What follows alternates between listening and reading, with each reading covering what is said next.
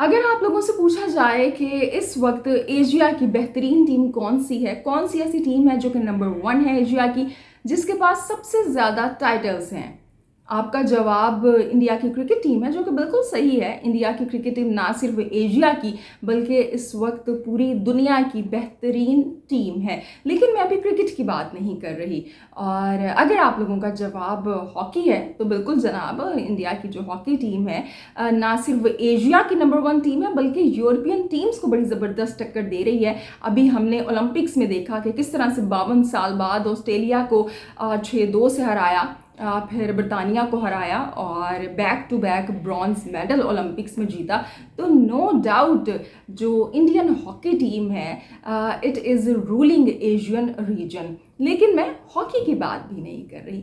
मैं ही आपको बता देती हूँ कि मैं बात किस स्पोर्ट की कर रही हूँ। आज के प्रोग्राम में हम बात करेंगे सैफ अंडर 17 चैम्पियनशिप की, जो कि भूटान में खेली गई और इसमें इंडिया ने बड़ा अच्छा परफॉर्म किया और अनबीटेबल रहे टूर्नामेंट में और जनाब अपना छठा टाइटल जीता। सो इंडिया की जो फुटबॉल टीम है उसने सैफ अंडर 17 चैम्पियनशिप में भी बड़ा अच्छा परफॉर्म किया है। इस टूर्नामेंट की बात करेंगे, पाकिस्तान की परफॉर्मेंस इसमें कैसी रही। पाकिस्तान की टीम जो है सेमीफाइनल में पहुंची, लेकिन सेमीफाइनल में टीम हार गई। क्या वजूहात हैं कि 75 साल हो गए हैं फुटबॉल के मैदान में कोशिश करते हुए, लेकिन उसके बावजूद कोई भी सिग्निफिकेंस कामयाबी पाकिस्तान की जो फुटबॉल टीम है, या इवन अगर हम एज ग्रुप लेवल पे भी बात करें, उस तरह से कामयाबी फुटबॉल में पाकिस्तान को नहीं मिली। इस सब पे आपसे बात करेंगे, लेकिन इससे पहले कि हम सैफ अंडर 17 चैम्पियनशिप पे अपनी डिबेट का डिस्कशन का आगाज़ करें, यहाँ पे जिक्र करना ज़रूरी है एशिया के नंबर 1 फुटबॉलर का, कि जिनका ताल्लुक भी इंडिया से है और उनका नाम है सुनील छेत्री, कि जिन्होंने ISL इंडियन सुपर लीग में he is all time top goal scorer और उन्होंने 64 गोल किए हैं। और नो डाउट जो सुनील छेत्री हैं वो एशिया के नंबर 1 फुटबॉलर हैं। So India as a sports nation is growing. In fact India as a sport nation is shining, is rising. चाहे आप क्रिकेट को देख लें, चाहे हॉकी को देख लें, फुटबॉल को देख लें, इंडिविजुअल स्पोर्ट्स को देख लें, बड़े बड़े नाम मौजूद हैं जो कि इंडिया को ना सिर्फ सर्व कर रहे हैं बल्कि इंडिया का नाम पूरी दुनिया में रोशन कर रहे हैं। क्रिकेट में अगर रोहित, कोहली और बुमराह जैसे बड़े बड़े नाम मौजूद हैं, तो हॉकी में भी PR Sreejesh, the wall of India hockey ने इंडिया को पूरी दुनिया में वो जिस तरह से रिप्रेजेंट किया है हम सब जानते हैं। और जिस तरह से अब जो गिवन लड़के हैं, जो गिवन इंडियन टीम है राइट नाउ, वो भी बड़ा अच्छा परफॉर्म कर रही है। और जब हम फुटबॉल की बात करते हैं तो सुनील छेत्री जैसा नाम है, दीगर भी नाम है। और इंडिविजुअल स्पोर्ट्स में चाहे ओलंपिक्स है, चाहे पैरालंपिक्स है, या आप चेस की बात कर लें, सो इंडिया हर तरह से छाया हुआ है।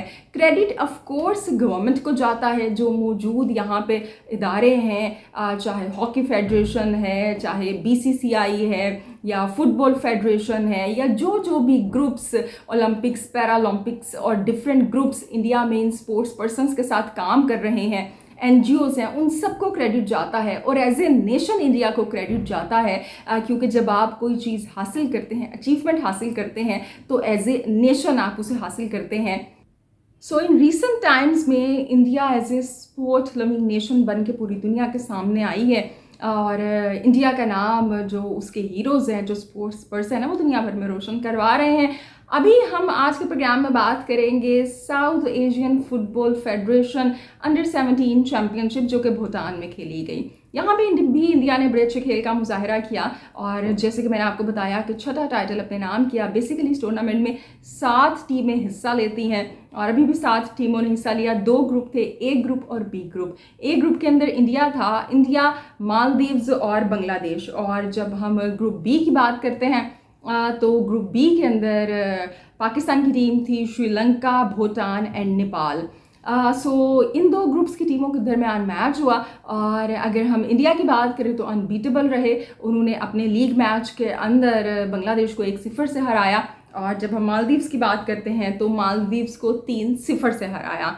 और पाकिस्तान की परफॉर्मेंस को हम देखें तो आगाज़ तो उन्होंने भूटान के ख़िलाफ़ ड्रॉ से किया था, जो कि मेरे ख्याल से जीतना चाहिए था। कुछ मिस्टेक्स हुई टीम के एंड पे, मेरे ख्याल से कोचिंग स्टाफ जो है उनके एंड पे, कि वो उस तरह से सही फैसले नहीं ऑन द फील्ड कर सके कि वो मैच ड्रॉ हो गया, वरना वो मैच जीत सकता था पाकिस्तान। लेकिन बहरहाल ड्रॉ से आगाज़ किया, उसके बाद हम देखते हैं कि नेपाल से 1-0 से हम जीते और फिर श्रीलंका से बड़ी कामयाबी हासिल की हमने 5-1 से। उसके बाद जब हम सेमीफाइनल में दाखिल होते हैं तो इंडिया का जहाँ पे सेमीफाइनल में मुकाबला था नेपाल से और पाकिस्तान का मुकाबला था बांग्लादेश से। इंडिया ने 4-2 से फाइनल में अपनी जगह पक्की की। और पाकिस्तान की बात करते हैं तो बांग्लादेश के सामने जब पाकिस्तान की टीम आई, जबकि लीग स्टेज पे पाकिस्तान की टीम ज़्यादा अच्छा परफॉर्म करके आई थी, लेकिन शायद प्रेशर को उस तरह से हैंडल नहीं किया जाता है और जो हमारे कोचेज़ हैं वो इतने वेल ट्रेन नहीं हैं, खिलाड़ियों को इतनी ज़्यादा मैच प्रैक्टिस नहीं मिलती है। सब रीजंस इसके अंदर आ जाती हैं कि जो पाकिस्तान की टीम है, पहले 2-2 से बराबर हुआ मुकाबला और उसके बाद फिर पेनल्टी शूट आउट पे 8-7 से हम ये सेमीफाइनल हार गए।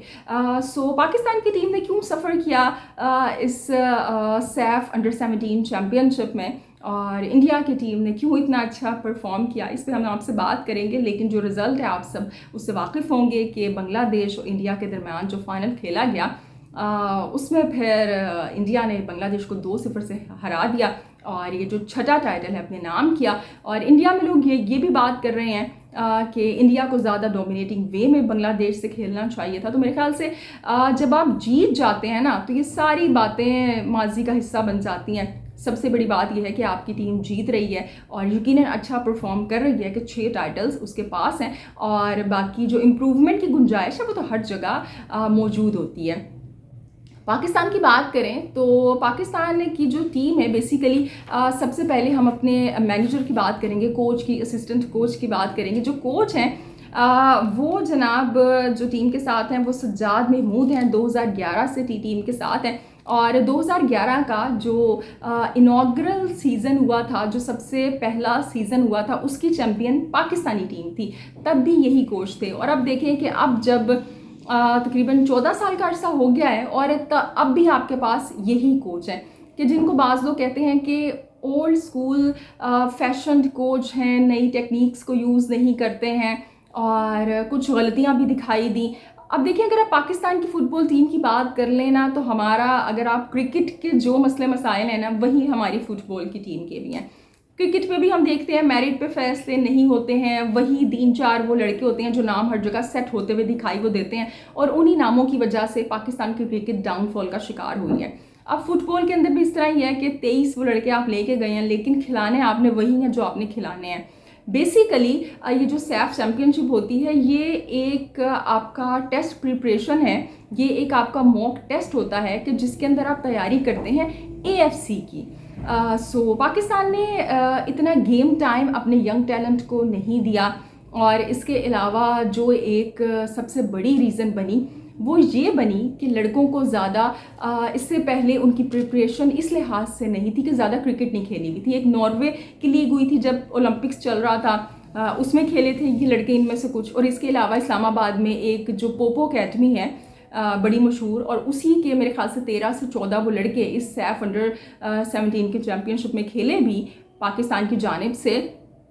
सो उन्होंने इस्लामाबाद में कोई लीग करवाई थी, वहाँ पे खेले थे। एक तो आपको इतना गेम आपने खेली भी नहीं थी, और दूसरी जो सबसे बड़ी बात है कि एस्ट्रोटर्फ पे हमारे जो लड़के हैं वो खेलने के आदी नहीं हैं। हाई एल्टीट्यूड पे मैच था, आपको एस्ट्रोटर्फ पे वैसे ही जब आप खेलते हैं तो ज़्यादा एनर्जी जल्दी आपकी ड्रेन होती है जब आदी नहीं होते हैं। सो भूटान के ख़िलाफ़ भी यही हुआ और फाइनल में भी यही हुआ कि जल्दी जल्दी आपके पास 5 सब्सटीट्यूट आप कर सकते हैं, लेकिन आपने वो देर में किए, कम किए, और जो यंग लड़के थे उस तरह से आपने उनको टाइम नहीं दिया। सो जो पाकिस्तान है सेमीफाइनल से आगे नहीं बढ़ सका।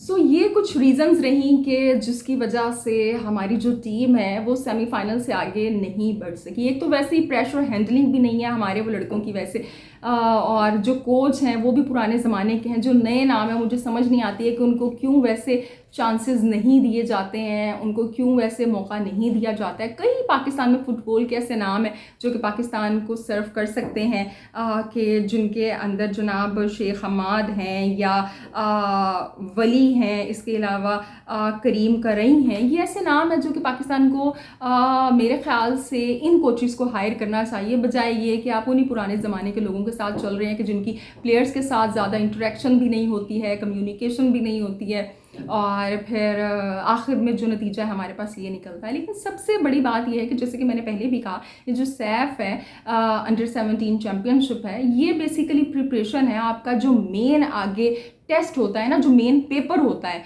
उसकी प्रिपरेशन होती है कि जिसको AFC अंडर 17 हम चैम्पियनशिप कहते हैं, कि जो कि अक्टूबर में खेली जाएगी। और अफसोस की बात यह है कि पाकिस्तान ने जो अंडर 20 की हुई थी चैम्पियनशिप, उसमें भी हिस्सा नहीं लिया था। बाकी जो सैफ की 6 टीम्स हैं उन सब ने हिस्सा लिया था। हालांकि श्रीलंका भी बड़े वो एक बैड पैच से एज ए मुल्क वो गुजरा है, और कुछ उनके ऊपर पाबंदियां भी वो लगी हुई थी, लेकिन उसके बावजूद उन्होंने हिस्सा लिया। लेकिन पाकिस्तान की टीम वहाँ पे नहीं थी। वही फंड्स के रोने गाने हैं हमारे पास, वही मसले मसाइल हैं। और अब ये ख़बरें सामने आ रही हैं कि जो अंडर 17 AFC का टूर्नामेंट होगा, जो कि बेसिकली एशियन कप क्वालिफायर्स होता है, उसके अंदर भी पाकिस्तान की अंडर 17 की टीम हिस्सा नहीं लेगी। बड़े अफसोस से कहना पड़ रहा है कि ये जो फुटबॉल फेडरेशन है और ये जो हारून मलिक साहब हैं, जो कि इतने बड़े क्या कहते हैं ना, बड़ा नाम खुद को कहते हैं, और आप इनका नाम यूट्यूब पे लिख के देखें, इनके पॉडकास्ट मिलेंगे, इंटरव्यूज़ मिलेंगे कि इनसे बेहतर नाम कोई पाकिस्तान को मिला ही नहीं है। तो जनाब ठीक है, आप काम कर रहे हैं, लेकिन सही से काम करें ना, सही डायरेक्शन में काम करें। सो आई होप कि हम AFC का ये जो अंडर 17 का चैम्पियनशिप है उसमें खेलें। बाकी सैफ की बात करें तो सैफ का तो रिज़ल्ट आपके सामने आ गया, और इंडिया की परफॉर्मेंस जैसे कि मैंने आपको बताया बड़ी अच्छी रही। Player of the match, player of the tournament, दोनों इंडियंस खिलाड़ी थे, और ऑफ कोर्स अपनी परफॉर्मेंस की बिना पे थे वो। अब हम पाकिस्तान की बात करें कि अब इस टूर्नामेंट में गलतियां क्या हुई। जैसे कि मैंने आपको बताया कि कुछ तो ये कि आपने फ़ैसले सही नहीं किए, वही वो लड़कियां कि जिनको आपने खिलाना है, प्रॉपर गेम टाइम नहीं दिया, सब्सटीट्यूट जो थे वो टाइम पे नहीं किए। इसके अलावा जो एक बड़ी हमारे पास वजह है कि अकाउंटेबिलिटी नहीं है। अब क्या अकाउंटेबिलिटी होगी कि आप सैफ हार के आ गए हैं, जो यहाँ पे मोहम्मद सज्जाद हैं या जो असिस्टेंट कोच हसन बलोच हैं, क्या अकाउंटेबिलिटी होगी कि यही टीम के साथ काम करते रहेंगे। सो जब तक आप नया ब्लड नहीं लेके आएंगे उस तरह से, आपको उस तरह के नताइज नहीं मिलेंगे। पाकिस्तान की अगर हम फुटबॉल की बात करें तो देखें 75 साल हो गए, 1950 से आप जो है फ़ुटबॉल खेल रहे हैं। इस दरमियान में आपने कुछ कामयाबियां भी छोटी मोटी हासिल की, लेकिन वो आगे आप उस चीज़ को कंटिन्यूटी में नहीं लेके आते हैं। लाइक इन 1989 और 1991 में साउथ एशियन गेम्स में पाकिस्तान ने गोल्ड मेडल जीता था, लेकिन उसके बाद क्या हुआ। अभी भी अगर हम इस रीसेंट टूर्नामेंट की बात करें कि जिसमें हमें बड़े अच्छे वो लड़के मिले हैं, और ये वही हैं कि जो अभी रीसेंट पास्ट में भी अच्छा परफॉर्म करते आ रहे हैं, कि जैसे कि सुभान करीम हैं या अब्दुल समद हैं, अब्दुल गनी हैं, और जी इसके अलावा शारिफ खान हैं, माजिद अली हैं। सो इन सब को अब डेवलपमेंट की ज़रूरत है। कौन डेवलप करेगा इन्हें, क्या प्लान बनाया है जो पाकिस्तान फुटबॉल फेडरेशन है, उन्होंने क्या सोचा है इस हवाले से। क्योंकि चाहे पाकिस्तान फुटबॉल फेडरेशन है या स्पोर्ट्स बोर्ड है, इनके आपस के ही मसले मसाइल नहीं ख़त्म होते हैं। वही है कि स्पोर्ट्स बोर्ड के ओलंपिक्स के साथ, जो ओलंपिक्स एसोसिएशन है उसके साथ भी मसले मसाइल हैं, स्पोर्ट्स बोर्ड के साथ भी मसले मसाइल चलते रहते हैं, और अल्टीमेटली जो आपकी गेम है ना, जो आपकी स्पोर्ट है, वो सफ़र करती है इसके अंदर।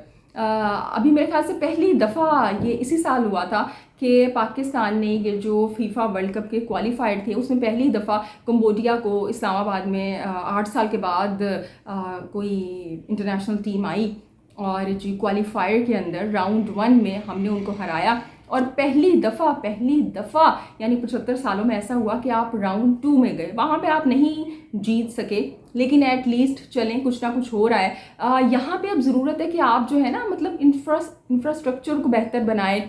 लोग देखना चाहते हैं फुटबॉल ऐसी गेम है जो कि दुनिया में सबसे ज़्यादा देखी जाती है, सबसे ज़्यादा पसंद की जाती है, और पाकिस्तान में भी इसके पसंद करने वाले, चाहने वाले कम नहीं हैं।